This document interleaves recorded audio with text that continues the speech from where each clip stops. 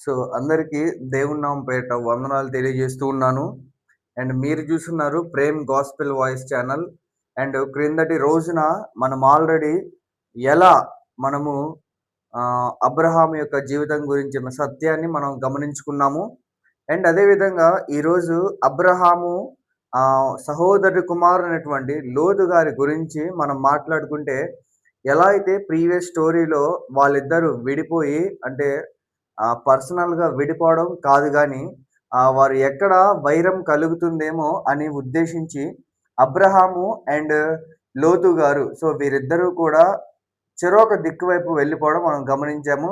And దాని తర్వాత సొదొమ పట్టణస్థులందరూ కూడాను దేవునికి చెడ్డవారిగా ఉన్నందువల్ల ఆ ప్రాంతాన్నంతా కూడాను దేవుడు ఎంతగానో శపించడం మనం చూస్తూ ఉంటాము. అండ్ దాని తర్వాత ఇప్పుడు మనము అబ్రహాము, లోతు జరిగినటువంటి ఎలా లోతు శ్రమల్లో పడ్డాడు. అండ్ ఎలా మనకు అబ్రహాము లోతును ఆ యొక్క శ్రమల నుంచి విడిపించాడు. దాని గురించి ఆదికాండము 14వ అధ్యాయము 15వ అధ్యాయము గురించి మనం మాట్లాడుకుందాము. ఎవరైనా కొత్తగా మా ఛానల్ చూస్తున్న వారైతే క్రింద కనబడుతున్న సబ్స్క్రైబ్ బటన్‌ను క్లిక్ చేయండి. మీరు అలా క్లిక్ చేయడం ద్వారా మేము తీసే ప్రతి వీడియో మీకు నోటిఫికేషన్ ద్వారా వస్తుంది. ఇంకా ఏమాత్రం ఆలస్యం చేయకుండా ఇంకా బైబుల్ రీడింగ్‌లోకైతే వెళ్ళిపోదాము. అదే ఆదికాండము 14వ అధ్యాయము 1వ వాక్యము నుండి నేను చదువుతూ ఉంటాను. దయచేసి శ్రద్ధగా ఆలకించండి. షీనారు రాజైన అమ్రాపేలు, ఎల్లాసరు రాజైన ఆర్యోకు, ఏలాము రాజైన కదొర్లయోమోరు, గోయీయుల రాజైన తిదాలు అనువారి దినములలో వారు సొదొమ రాజైన బేరాతోను, గొమొర్రా రాజైన బెర్షాతోను, అద్మా రాజైన షీనాబుతోను, సెబెయూయుల రాజైన షెమెబెరుతోను, సోయారను బేలారుతోను యుద్ధము చేసిరి. వీరందరూ ఉప్పు సముద్రమైన సిద్దీము లోయలో ఏకముగా కూడి 12 సంవత్సరములు కదొర్లాయోమరుకు లోబడి 13వ సంవత్సరమున తిరుగుబాటు చేసిరి. 14వ సంవత్సరమున కదొర్లాయోమరును అతనితో కూడానున్న రాజులను వచ్చి అష్తారోత్ కర్నాయిములో రెఫాయీయులను, హాములో జుజీయులను, షావే కిరాతేము మైదానంలో ఏమీయులను కొట్టిరి. మరియు హోరీయులను అరణ్యము దగ్గరనున్న ఎల్పారాను వరకు తరిమి షేయీరు పర్వత ప్రదేశములో వారిని కొట్టిన తరువాత తిరిగి కదేషను ఎన్మిష్మతుకు వచ్చి అమాలేకీయుల దేశమంతటిని, హసనోన్ తామారులో కాపురమున్న అమోరీయులను కూడా కొట్టిరి. అప్పుడు సొదొమ రాజును, గొమొర్రా రాజును, అద్మా రాజును, సెబాయిము రాజును, సోయరను బేలా రాజును బయలుదేరి సిద్దీము లోయలో వారితో, అనగా ఏలాము రాజైన కదొర్లాయోమోరు, గోయీయుల రాజైన తిదాలు, షీనారు రాజైన అమ్రాపేలు, ఎల్లాసరు రాజైన ఆర్యోకు అను నలుగురితో ఆ 5గురు రాజులు యుద్ధము చేసిరి. ఆ సిద్దీము లోయలో విస్తారమైన మట్టికీలు గుంటలు ఉండెను. సొదొమ గొమొర్రాల రాజులు పారిపోయి వాటిలో పడిపోయిరి. శేషించిన వారు కొండకు పారిపోయిరి. అప్పుడు వారు సొదొమ గొమొర్రాల ఆస్తి యావత్తును వారి భోజన పదార్థములన్నీయు పట్టుకొని పోయిరి. మరియు అబ్రహాము సహోదరుని కుమారుడైన లోతు సొదొమలో కాపురముండెను గనుక అతనిని అతని ఆస్తి పట్టుకొని పోగా, తప్పించుకొనిన ఒకడు వచ్చి హెబ్రీయుడైన అబ్రహామునకు ఆ సంగతి తెలిసెను. అప్పుడు ఎష్కేలు సహోదరుడను ఆనేరు సహోదరుడైన మమ్రే అను అమోరీయుని ఏలోను వనములో కాపురం ఉండెను. వీరు అబ్రాముతో నిబంధన చేసుకొనిన వారు. అబ్రాము తన తమ్ముడు చెరపట్టడని విని తన ఇంట పుట్టి అలవర్చబడిన 317 మందిని వెంటబెట్టుకొని దాను మట్టుకు ఆ రాజులను తరిమెను. రాత్రివేళ అతడును అతని దాసులను వారికెదురుగా మొనలు తీర్చి వారిని కొట్టి దమస్కునకు ఎడమ తట్టునున్న హోబా మట్టుకు తరిమి, ఆస్తి యావత్తు తిరిగి తెచ్చి తన తమ్ముడైన లోతును, అతని ఆస్తిని, స్త్రీలను, ప్రజలను తిరిగి తీసుకుని వచ్చెను. అతడు కదొర్లాయోమోరును అతనితో కూడానున్న రాజులను ఓడించి తిరిగి వచ్చినప్పుడు సొదొమ రాజు అతనిని ఎదుర్కొనుటకు రాజు లోయ అను షావే లోయ మట్టుకు బయలుదేరి వచ్చెను. మరియు షాలేము రాజైన మెల్కీసెదెకు రొట్టెను ద్రాక్షారసమును తీసుకొని వచ్చెను. అతడు సర్వోన్నతుడగు దేవునికి యాజకుడు. అప్పుడతడు అబ్రామును ఆశీర్వదించి, ఆకాశమునకు భూమికిని సృష్టికర్తయగు సర్వోన్నతుడైన దేవుని వలన అబ్రాము ఆశీర్వదించబడును గాక అనియు, నీ శత్రువులను నీ చేతికి అప్పగించిన సర్వోన్నతుడకు దేవుడు స్తుతింపబడును గాక అనియు చెప్పెను. అప్పుడతడు అన్నిటిలో ఇతనికి 10 యవ్వను ఇచ్చెను. సొదొమ రాజు మనుష్యులను నాకిచ్చి ఆస్తిని నీవే తీసుకొనమని అబ్రాముతో చెప్పగా, అబ్రాము, నేనే అబ్రామును ధనవంతునిగా చేసితినని నీవు చెప్పకుండునట్లు ఒక నూలు పోగైనను చెప్పుల వారైనను నీ వాటిలో ఏదైనను తీసుకొనని ఆకాశమునకు భూమికి సృష్టికర్తయును సర్వోన్నతుడును దేవుడైన యెహోవా ఎదుట నా చెయ్యి ఎత్తి ప్రమాణము చేసి ఉన్నాను.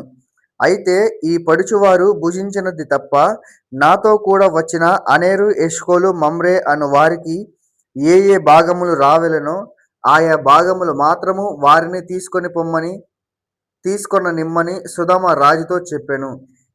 ఇదంతా కూడా 14వ అధ్యాయం అన్నమాట. 14వ అధ్యాయంలో సొదొమ గొమొర్రా పట్టణం చుట్టూ ఉన్నటువంటి వ్యక్తులు అండ్ అమోరీయుల పైన యుద్ధానికి వచ్చి వారందరినీ కూడా దోచుకొని వెళ్ళిపోతూ ఉన్నారు. ఏ విధంగా అయితే లోతు సొదొమ పట్టణాన్ని ఎంచుకొని ఆ ప్రాంతానికి వెళ్తూ ఉన్నాడో, పర్టిక్యులర్‌గా మనం ఇక్కడ లోతు గురించి మాట్లాడుకుంటూ ఉన్నాము కాబట్టి, ఆ లోతు ఆ సొదొమ పట్టణంలో నివసిస్తూ ఉన్నాడు కదా! ఆ కారణం చేత అక్కడున్నటువంటి వారందరూ కూడాను లోతుకు కలిగినటువంటి ప్రతీదీ కూడా దోచేసుకున్నారనమాట. ఈ విషయం లోతుతో ఉన్నటువంటి ఒక వ్యక్తి పరిగెత్తుకుంటూ వెళ్లి అబ్రాము దగ్గర విన్నవించుకుంటాడు. ఇలా చుట్టుపక్కల ఉన్నటువంటి వ్యక్తులందరూ కూడాను మన లోతు గారిని, వారికి సంబంధించినటువంటి ప్రతీదీ కూడాను తీసేసుకున్నారు. లోతు ఏమి లేనివాడైపోయాడు. ఒంటరిగా ఉన్నాడు అని అబ్రాముతో చెప్తాడనమాట. అబ్రాముతో చెప్పిన తర్వాత ఏం జరిగిందంటే, అబ్రాము దాదాపుగా 300 మందిని 370 మందిని ఇక్కడ మనం జాగ్రత్తగా గమనించినట్లయితే 310 మందిని వెంటబెట్టుకొని దాను మట్టుకు ఆ రాజులను తరిమెను. ఆ రాజులందరినీ కూడాను అబ్రాముకు తెలిసిన వెంటనే ఆ రాజులందరినీ కూడా మనుషులు తీసుకొని వెళ్ళి వాళ్ళందరినీ తరిమేశాడంట. ఆ తరిమేయడమే కాకుండా లోతుకు ఎవరైతే దోచుకున్నారో లోతు దగ్గర నుండి మళ్ళీ తిరిగి ఆ యొక్క ప్రాంతాన్ని అండ్ ఆయన యొక్క ఆస్తిని, ఆయన యొక్క భార్యను, పిల్లల్ని కూడా మళ్ళీ తిరిగి లోతుకి ఇప్పించడం మనం అబ్రహాము యొక్క సారాంశంలో మనం క్లియర్ కట్‌గా మనం అబ్జర్వ్ చేసుకోవచ్చు. ఈ రోజున లోతు ఎలా అయితే సహోదరుని విడిచి వెళ్ళిపోయాడో, ఒకవేళ మేబీ అనుకొని ఉండొచ్చు. కానీ ఆ అబ్రాము అలా అనుకోలేదు. ఎందుకంటే ఎంతైనా అబ్రహాం యొక్క తమ్ముడు కొడుకు కాబట్టి, అది అబ్రహాం యొక్క తమ్ముడి కొడుకు కాబట్టి, సహోదరుని యొక్క కొడుకు కాబట్టి, అక్కడ తమ్ముడు అన్నయ్య స్థానంలో ఉన్నాడు కాబట్టి, ఆయన యొక్క అన్నయ్య స్థానాన్ని మర్చిపోలేనటువంటి వ్యక్తిగా అక్కడ మన అబ్రాహామును మనం ఒక ఎగ్జాంపుల్‌గా తీసుకోవచ్చు. దాని తర్వాత అబ్రహాంతో పాటు అండ్ మనము లాస్ట్ వచ్చినాము. అయితే ఈ పొడిచివారు భుజించిన తప్ప నాతో కూడా వచ్చిన అనేరు, ఎష్కోలు, మమ్రే అనువారికి ఏ ఏ భాగములు రావలెనో ఆయా భాగములు మాత్రం వారిని తీసుకొని నిమ్మని సొదొమ రాజుతో చెప్పెను. ఇక్కడ అబ్రాము మెల్కీసెదెకు వచ్చి మళ్ళీ అబ్రహామును ఆశీర్వదించాడనమాట. ఆ యొక్క వచనం మనం ఎక్కడ ఉంటుందంటే, అబ్రాము ఆశీర్వదించి మరియు షాలేము రాజైన మెల్కీసెదెకు రొట్టెను ద్రాక్షారసము తీసుకొని వచ్చెను. 14వ అధ్యాయము 18వ వాక్యంలో క్లియర్ కట్‌గా ఎక్స్‌ప్లెయిన్ చేశారు. మరియు షాలేము రాజైన మెల్కీసెదెకు రొట్టెను ద్రాక్షారసం తీసుకొని వచ్చెను. అతడు సర్వోన్నతుడగు దేవునికి యాజకుడు. మెల్కీసెదెకు గురించి ఇక్కడ రాయబడి ఉన్నది ఏంటంటే, ఆయన సర్వోన్నతుడైన దేవునికంట యాజకుడంట. ఆయన ఏ రాజు అంటే షాలేము రాజుగా ఇక్కడ బైబిల్‌లో రాయబడి ఉన్నది. క్లియర్‌గా సర్వోన్నతమైనటువంటి దేవునికి ఆయన ఒక యాజకుడిగా వ్యవహరిస్తూ ఉన్నాడు కాబట్టి యొక్క మెల్కీసెదెకు వచ్చి అబ్రామును మరింతగా ఆశీర్వదించాడు. దానికి కారణం ఏంటో తెలుసా? ఎలా అయితే లోతును ఆ యొక్క బంధకాల్లో నుంచి, ఆ లోతును, ఆ యొక్క కష్టంలో నుంచి బయటికి అబ్రాము వెంటనే ఆ సమాచారాన్ని విన్న వెంటనే ఎలా అయితే లోతును బయటకు తీసుకొచ్చి నడిపించాడో, ఆ కారణం చేత మెల్కీసెదెకు రాజులోయ అను షాలేలోయ మట్టుకు బయలుదేరి వచ్చెను. మరియు షాలేము రాజైన మెల్కీసెదెకు రొట్టెను ద్రాక్షారసమును తీసుకొని వచ్చెను. అతడు సర్వోన్నతుడకు దేవుని యాజకుడు. అప్పుడతడు అబ్రామును ఆశీర్వదించాడు. సో, అప్పుడు అబ్రాముని ఆశీర్వదించాడనమాట. సో, ఏమని ఆశీర్వదించాడు అని మనం గమనించినట్లయితే 14వ అధ్యాయము 19వ వాక్యములో క్లియర్‌గా రాయబడి ఉన్నది. ఆకాశమునకును భూమికిని సృష్టికర్తయును సర్వోన్నతుడైన దేవుని వలన అబ్రాము ఆశీర్వదించబడును గాక అనియు, నీ శత్రువులను నీ చేతికి అప్పగించిన సర్వోన్నతుడగు దేవుడు స్తుతింపబడును గాక అనియు చెప్పెను. అప్పుడతడు అన్నిటిలో ఇతనికి 10వ వంతు ఇచ్చెను. సో, క్లియర్‌గా ఇక్కడ మెల్కీసెదెక్ గారు అబ్రాము గారిని ఆశీర్వదించడం మనం క్లియర్‌గా మనం అబ్జర్వ్ చేయొచ్చు. స్వయంగా ఎవరైతే సర్వోన్నతమైనటువంటి దేవుడికి యాజకునిగా వర్క్ చేస్తూ ఉన్నారో ఆయనే అబ్రహామును ఆశీర్వాద వచనాలు పలకడం అక్కడ బైబిల్‌లో మనకు రాయబడి ఉంది. సో, ఆ కారణం చేత ఇప్పటి వరకు అసలు లోతు గారు శ్రమల్లో ఉన్నాడు. ఆ శ్రమల ద్వారా అబ్రహాము ద్వారా దేవుడు లోతుని ఆ యొక్క శ్రమల్లో నుంచి బయటకు తీసుకొనొచ్చి ఏదైతే కోల్పోయాడో మళ్ళీ అబ్రహాము ద్వారానే ఆ లోతుకి ఇవ్వడం అనేటువంటిది ఈ యొక్క 14వ అధ్యాయంలో మనం క్లియర్ కట్‌గా అబ్జర్వ్ చేయొచ్చు. అండ్ 14వ అధ్యాయం మరి ఇంకొకసారి ఏంటంటే మెల్కీషెదెకు అబ్రహామును ఆశీర్వదించేటువంటి షాలేము రాజు అయినటువంటి మెల్కీషెదెకు అబ్రహామును ఆశీర్వదించడం కూడా మన యొక్క 14వ అధ్యాయంలో క్లియర్ కట్‌గా ఎక్స్‌ప్లనేషన్ ఇవ్వడం అనేది జరిగిందనమాట. ఇప్పుడు మనం 15వ అధ్యాయం గురించి మాట్లాడుకుందాము. ఇవి జరిగిన తరువాత ఆదికాండము 15వ అధ్యాయము 1వ వాక్యము. ఇవి జరిగిన తరువాత యెహోవా వాక్యము అబ్రామునకు దర్శనమందు వచ్చి, అబ్రామా భయపడకుము, నేను నీకు కేడము, నీ బహుమానము అత్యధికమగునని చెప్పెను. అందుకు అబ్రాము, ప్రభువైన యెహోవా నాకేమి ఇచ్చిననేమి? నేను సంతానము లేనివాడనై పోవుచున్నానే. దమస్కు ఎలియాజరే నా ఇంటి ఆస్తికర్తయగును గదా. మరియు అబ్రాము, ఇదిగో నీవు నాకు సంతానం ఇయ్యలేదు గనక నా పరివారములో ఒకడు నాకు వారసుడని చెప్పగా, యెహోవా వాక్యము అతని ఎద్దకు వచ్చి, ఇతడు నీకు వారసుడు కాడు, నీ గర్భవాసమున పుట్టబోవుచున్నాడు, నీకు వారసుడగునని చెప్పెను. మరియు ఆయన వెలుపలికి అతన్ని తీసుకుని వచ్చి, నీవు ఆకాశం వైపు తేరి చూచి నక్షత్రములను లెక్కించుటకు నీ చేతనైతే లెక్కించమని చెప్పి, నీ సంతానము అలాగవునని చెప్పెను. అతడు యెహోవాను నమ్మెను. ఆయన అది అతనికి నీతిగా ఎంచెను. మరియు ఆయన, నీవు ఈ దేశమును స్వతంత్రించుకొనున్నట్లు దానికిచ్చుటకు కల్దీయుల ఊరను పట్టణములో నుండి నిన్ను యువతలకు తీసుకొని వచ్చి యెహోవాను నేనే అని చెప్పినప్పుడు, అతడు, ప్రభువైన యెహోవా, నేను దీన్ని స్వతంత్రించుకొనెదనని నాకెట్లు తెలియననగా, ఆయన 3 ఏండ్ల పెయ్యను, 3 ఏండ్ల మేకను, 3 ఏండ్ల పొట్టేలును, ఒక తెల్ల గువ్వను, ఒక పావురపు పిల్లను నా ఎదుగు తెమ్మని అతనితో చెప్పెను. అతడు అవన్నీ తీసుకొని వాటికి నడుమును ఖండించి దేని ఖండమును దాని ఖండమునకు ఎదురుగా నుంచెను. పక్షులను అతడు ఖండింపలేదు.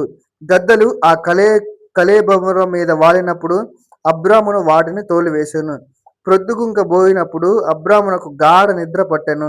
భయంకరమైన కటిక చీకటి అతని కమ్మగా, ఆయన, నీ సంతతి వారు తమది కాని పరదేశమందు నివసించి ఆ దేశపు వారికి దాసులుగా నుందురు. వారు 400 ఏండ్లు వీరిని శ్రమ పెట్టుదురు. వీరు ఎవరికి దాసులవుదురో ఆ జనమునకు నేనే తీర్పు తీర్చుదును. తరువాత వారు మిక్కిలి ఆస్తితో బయలుదేరి వచ్చెదరు. నీవు క్షేమముగా నీ పితరుల యొద్దకు పోయెదవు. మంచి వృద్ధాప్యమందు పాతిపెట్టబడుదువు. అమోరీయుల అక్రమం ఇంకను సంపూర్ణము కాలేదు గనుక నీ 4వ తరము వారు ఇక్కడికి మరలా వచ్చెదరని నిశ్చయముగా తెలుసుకొనమని అబ్రాముతో చెప్పాను.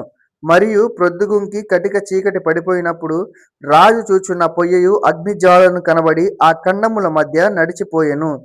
ఆ దినమందే యెహోవా ఐగుప్తు నది మొదలుకొని గొప్ప నది అయిన యుఫ్రాటీసు నది వరకు ఈ దేశమును అనగా క్లియర్‌గా ఫుట్‌పాత్‌లో యుఫ్రాటీసు నది అనగా ఫారాతు నది అని క్లియర్‌గా రాయబడి ఉన్నది. హిత్తీయులను, పెరిజ్జీయులను, రెఫాయీయులను, అమోరీయులను, కానానీయులను, గిర్గాషీయులను, యెబూసీయులను నీ సంతానమునకు ఇచ్చియున్నారని అబ్రాముతో నిబంధన చేసుకున్నారు. సో, ఈ యొక్క 15వ అధ్యాయం గురించి మనం మాట్లాడుకుంటే ఆహ్, ఆశీర్వదించారు ఎవరు? మెల్కీసెదెకు అబ్రామును ఆశీర్వదించాడు. సో, అక్కడితో ఆ కాంటెక్స్ట్ అయిపోయింది. ఎవరి వారు ఎలా అయితే లోతుకు రావాల్సిందో లోతుకిచ్చేశారు. అండ్ మమ్రేకు రావాల్సింది సో, మమ్రేకిచ్చేశారు. అండ్ అదే విధంగా ఎష్కోల్‌కి అండ్ ఆనేరు. సో, వీళ్ళందరికి రావాల్సింది వారి యొక్క భాగాలన్నిటిని గూడా ఇచ్చేసిన తరువాత ఏం జరిగిందో తెలుసా? అబ్రహాము ఒంటరిగా ఉన్నప్పుడు యెహోవా వాక్కు అబ్రహాముకు ప్రత్యక్షమై ఇలా మాట్లాడుతూ ఉన్నాడు. ఏమనంటే, "అబ్రామా భయపడకు. నేను నీకు కేడము, నీ బహుమానము అత్యధికమని చెప్పాను." అయితే అబ్రహాము దేవుని యొక్క దర్శనం ద్వారా యెహోవా మాట్లాడుతూ ఉన్నాడు. ఏమని తెలుసా? "అబ్రహాము నువ్వు భయపడవద్దు. నేను నీకు దుర్గముగా ఉన్నాను. నేను నీకు కేడముగా ఉన్నాను. ఇంక నీకెందుకయ్యా భయము?" అన్నట్లుగా యెహోవా దర్శనం ద్వారా అబ్రాహాముతో మాట్లాడడం మనం గమనిస్తూ ఉండొచ్చు.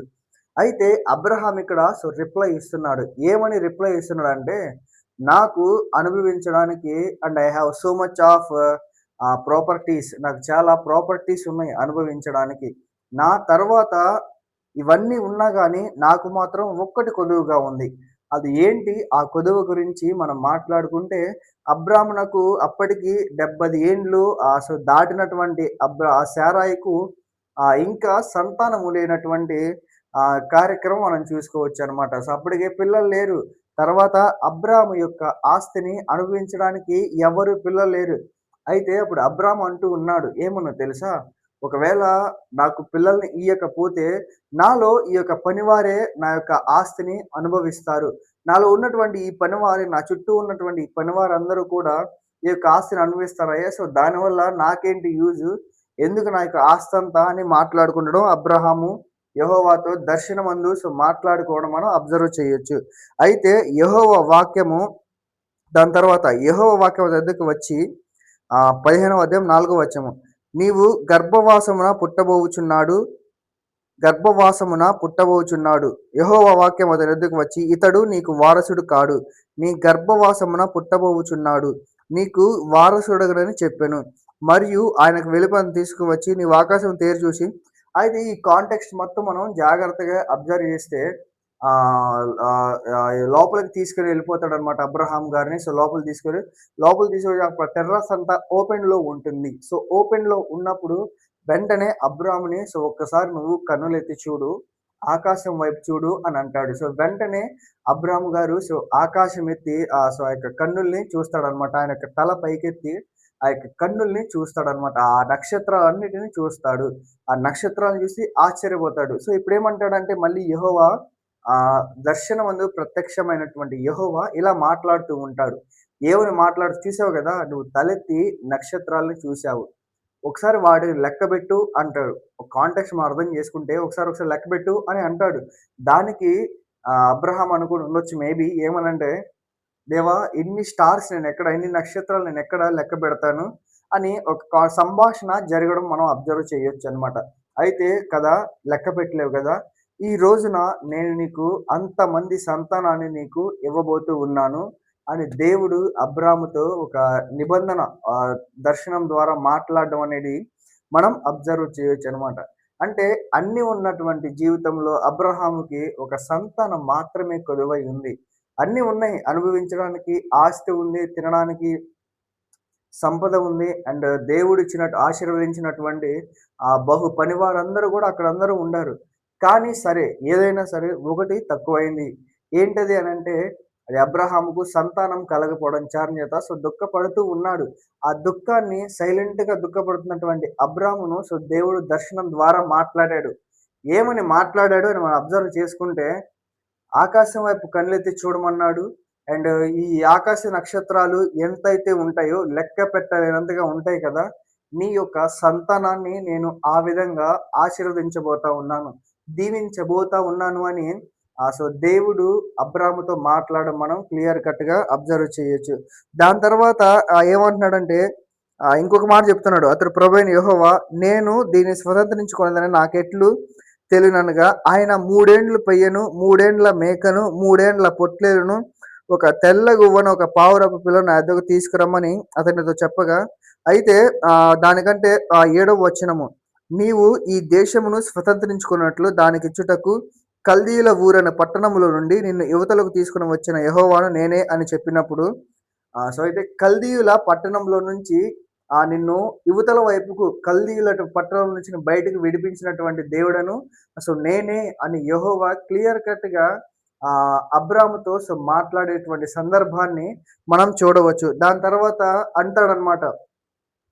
నువ్వు ఎలా నేను తెలుసుకోవాలి అని యెహోవాను అబ్రాము ప్రశ్నిస్తూ ఉంటాడు. సో, నువ్వు దేవుడైన యెహోవాని నేను ఎలా గుర్తుపట్టాలి అని మాట్లాడుతూ ఉన్నప్పుడు అయితే సో, దేవుడు ఒక చిన్న ఎలా గుర్తుపట్టాలి అనేటువంటి దానికి గుర్తులిస్తూ ఉంటాడంట. ఏంటంటే ఆ గుర్తులు ఆయన 3 ఏండ్ల పెయ్యను, 3 ఏండ్ల మేకను, 3 ఏండ్ల పొట్టేలును, ఒక తెల్ల గువ్వను, ఒక పావురపు పిల్లను నా యొద్దకు తెమ్మని అతనితో చెప్పెను. అతడు అవన్నీ తీసుకొని వాటి నడుముకు ఖండించి దేని ఖండమును దాని ఖండమును ఎదురుగా నుంచెను. పక్షులను అతడు ఖండింపలేదు. గద్దలు సో, అయితే ఒక తెల్ల గువ్వను అండ్ అదే 3 ఏండ్ల మేకను, 3 ఏండ్ల పొట్టేలును, ఒక పావురపు పిల్లను నా యొద్దకు తెమ్మని అబ్రాముతో చెప్పడం మనం బైబిల్ కాంటెక్స్ట్‌లో మనం అబ్జర్వ్ చేయొచ్చనమాట. సో, అదంతా కూడా కాంటెక్స్ట్ అంతా కూడా జరుగుతూ ఉంటుంది. 15వ అధ్యాయంలో యెహోవాకు అండ్ యెహోవా దేవుడైనటువంటి దర్శనం ద్వారా మాట్లాడినటువంటి యెహోవా దేవుడు, అబ్రహాం మధ్య సంభాషణ అనేది 15వ అధ్యాయంలో క్లియర్‌గా మనకు రాయబడి ఉన్నది. అండ్ అదే విధంగా దర్శనమందు యెహోవా మన అబ్రాము గారిని సో, ఆశీర్వదించడం గూడా మనం క్లియర్‌గా ఈ యొక్క 15వ అధ్యాయంలో మనం అబ్జర్వ్ చేయొచ్చు. అండ్ ఇదే గైస్ ఈరోజు మనం అబ్జర్వ్ చేసిందేంటంటే, ఫస్ట్ 14వ అధ్యాయంలో లోతుని విడిపించాడు. అండ్ అదే విధంగా విడిపించినటువంటి లోతు పోయినటువంటి ఆయన యొక్క సంపదను తిరిగి పొందగలిగేలా అబ్రాము చేశాడు. ఎందువల్ల చేశాడు అంటే, దేవుడైన యెహోవా అబ్రామునకు తోడుండడం ద్వారా మాత్రమే ఇది సాధ్యమని ఈ యొక్క బైబిల్ కాంటెక్స్ట్ ద్వారా మనం అర్థం చేసుకోవచ్చు. 15వ అధ్యాయం గురించి మాట్లాడుకుంటే ఈ 15వ అధ్యాయం క్లియర్‌గా దేవునికి అండ్ అబ్రాముకు జరిగిన సంభాషణ. సో, దేవుడు అబ్రామును ఎలా ఆశీర్వదించాలో, ఏ విధంగా ఆశీర్వదించాడో, ఎందుకు ఆశీర్వదించాడో ఆ యొక్క 15వ అధ్యాయం ద్వారా మనం జాగ్రత్తగా గమనించవచ్చనమాట. సో, తర్వాత రేపటి రోజున మనం 16వ అధ్యాయం అండ్ 17వ అధ్యాయం గురించి మనం మాట్లాడుకుంటూ ఉందాము. అండ్ అప్పటి వరకు మీరు మన ప్రేమ్ గాస్పెల్ వాయిస్ ఛానల్‌ని సో, ఫాలో చేయండి. అండ్ సబ్స్క్రైబ్ చేయడం మాత్రం మర్చిపోవద్దు. వీడియో ఎవరికైతే యూజ్‌ఫుల్ అని అనిపిస్తుందో వారికి ఈ వీడియోని షేర్ చేసి దయచేసి షేర్ చేయడం ద్వారా సో, కొంతమందికి ఈ యొక్క ఇన్ఫర్మేషన్ రీచ్ అవ్వడానికి ఎక్కువగా ఛాన్స్ ఉంటుంది కాబట్టి షేర్ చేయండి. అండ్ వీడియో ఎలా ఉందో కింద కామెంట్ చేయడం మాత్రం మర్చిపోవద్దు. And for more videos don't forget to like, share and comment and last one is subscribe to our Prem gospel voice channel. And మరి యొక్క అధ్యాయంతో మరి యొక్క రోజున మీతో ముందుకు రావడం జరుగుతుంది. సో, దయచేసి మన యొక్క ఛానల్‌ని సో, ప్రతిరోజు సబ్స్క్రైబ్ చేయడం ద్వారా మేము తీసే ప్రతి వీడియో మీకు నోటిఫికేషన్ ద్వారా వస్తుంది. ఎలా అయితే అబ్రహామునకు దేవుడు తోడై ఉన్నాడో, ఎలా అయితే అబ్రాము లోతును ఆ యొక్క శ్రమల నుంచి అబ్రాము ద్వారా దేవుడు విడిపించాడో, ఈ రోజున అదే దేవుడు మనలను మన కష్టాల నుంచి కావచ్చు, మన ఇబ్బందుల నుంచి తప్పించాలని దేవుడు చూస్తూ ఉన్నాడు. దానికి మనం చేయాల్సిందేంటో తెలుసా? ఆ యొక్క కష్టాల నుంచి పోవాలంటే సో, దేవునికి నమ్మకమైనటువంటి వ్యక్తిగా మనం ఉండాలి. అలాంటి నమ్మకమైనటువంటి వ్యక్తిగా ఉన్నప్పుడు రాబోయే ఉగ్రతల నుండి కానీ, రాబోయేటువంటి ఉపద్రవం నుంచి గాని తప్పించాలి అని దేవుడు ఉద్దేశిస్తూ ఉన్నాడు. దానికి మనమందరం కూడా కలిసికట్టుగా పనిచేసి అండ్ ఆ యొక్క దేవుడు ఏదైతే మనకు నియమించిన నియమాలని సక్రమంగా పాటించి అండ్ ముందుకు వెళ్ళాల్సిందిగా సో, మీ అందరికీ ప్రేమపూర్వకంగా మనవి చేస్తూ ఉన్నాను. అండ్ ఇప్పటి వరకు ఓపికగా చూసిన మీ అందరికీ దేవుని నామపేట వందనాలు తెలియజేస్తున్నాను. సో, మరొకసారి మరొక 2 అధ్యాయములతో అంటే రేపు 16, 17 అధ్యాయాల గురించి మనం డిస్కస్ చేద్దాము. అండ్ అప్పటి వరకు stay tune to supreme gospel voice channel. And మరిన్ని వీడియోస్ కోసం మన ఛానెల్‌ని సబ్స్క్రైబ్ చేయడం మాత్రం మర్చిపోవద్దు. Thanks for watching.